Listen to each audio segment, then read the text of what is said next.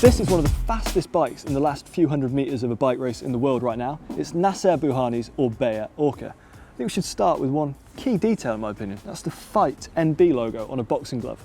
And bizarrely enough for a cyclist, I mean, when you think of cyclists, you usually think of scrawny, skinny climbers. Bouhanni's hobby is boxing.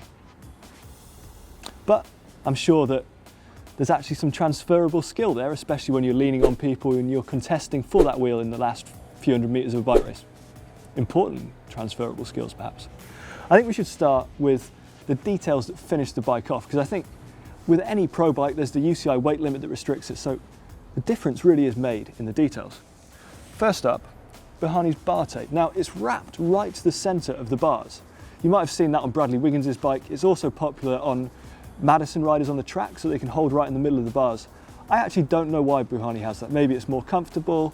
And also it gives him another hand position, which when your race is all about the final few hundred meters, you don't want to sit in the same position riding at 300 watts all day. You want to hide in the bunch, get out the saddle, stretch, move around a bit. So keeps his back, keeps his arms, keeps his legs fresh perhaps.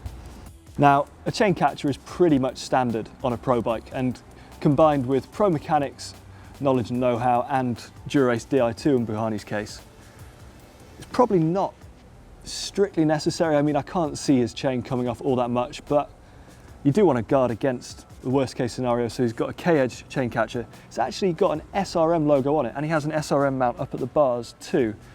No SRM on the bike, so I'm imagining that maybe he takes his SRM back home with him between races to train with.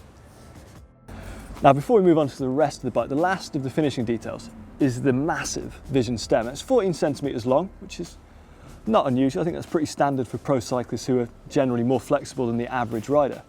You might have seen it on Peter Sagan's bikes as well, and it's definitely a component that Vision's stronger riders choose. So putting out more power, getting out the saddle, really giving it some hammer in the final few hundred meters. You don't want to feel like anything's flexing. So big, beefy carbon fiber stem probably handles that.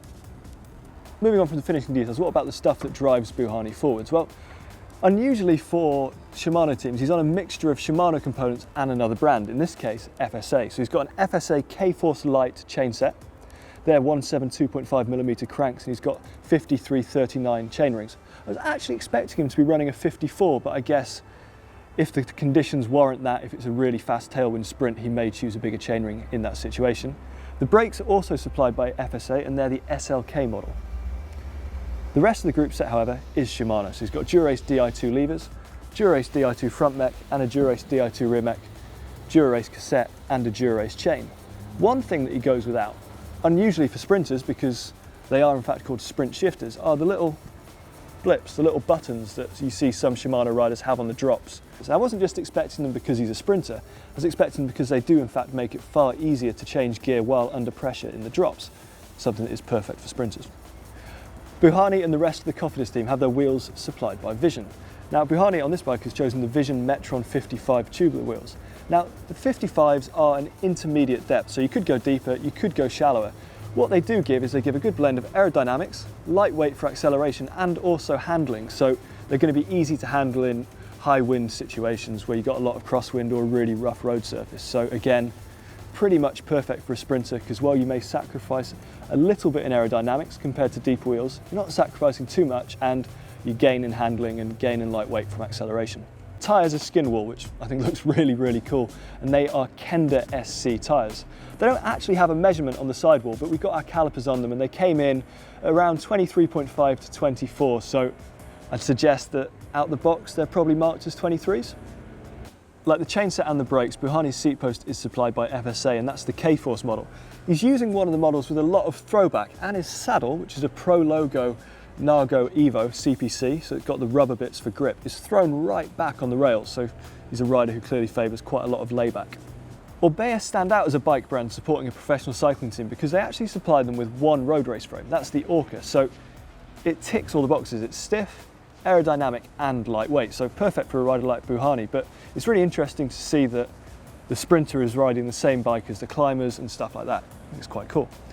This bike is designed to be as stiff as possible, and it's almost the first thing you learn in science class. Like, it's got a triangular shaped down tube, so you know that's a strong shape, and stiffness carries through a chunky bottom bracket area and chunky chain stays as well. So when a rider like Bouhanni's putting the power down, no flex, forward motion again, That's what sprinters are looking for. They're not looking for a comfy ride, they're looking for something that's really effective for the bit of the race where they're going really hard.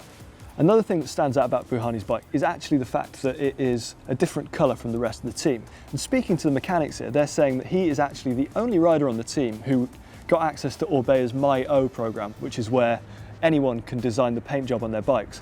And Bouhanni had two things in mind when he designed the colours of his bikes. He wanted lightweight, so the black matte colour goes with less paint, so saves a bit of weight there. And he also likes strong colours, so he only really likes black or white bikes, although presumably if he was in a position to be offered a yellow bike or a green bike, you know, you're not going to turn that down, are you? Bouhanni is one of the very few professional cyclists that I've ever seen running one bottle cage. Some riders do it because they're on a smaller frame. That may well be the case here because he's running a 49cm frame, so one of the smaller frames offered. But to me, it looks like there'd still be space for a bottle there, so maybe it's a weight-saving thing. He's also the team leader in most situations, so he will have riders going back and forth to the cars to get him a bottle, or even willing to sacrifice their own bottle. But it's still rare to see because it's quite nice to have two bottles just in case, really. Well, I think we've covered the details of the bike and why Bouhanni makes his equipment choices. Let's go for some statistics.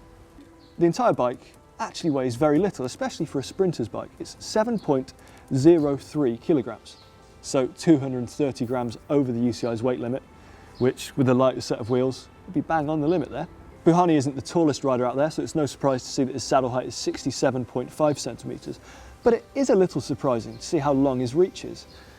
The stem is about 14 centimetres long. It's got a saddle slammed right back to give plenty of layback and a longer reach. So his reach is 57 centimetres, which is something you'd probably usually associate with a much, much taller rider. Well, there you have it. That is Nacer Bouhanni's Orbea Orca Pro Bike. If you'd like to see our full Pro Bike playlist, click right there. To see Simon Richardson riding a modern Orbea and putting it to the test against a retro Orbea, click down there. To subscribe to GCN, just click on the GCN logo. And there's a link to our shop there.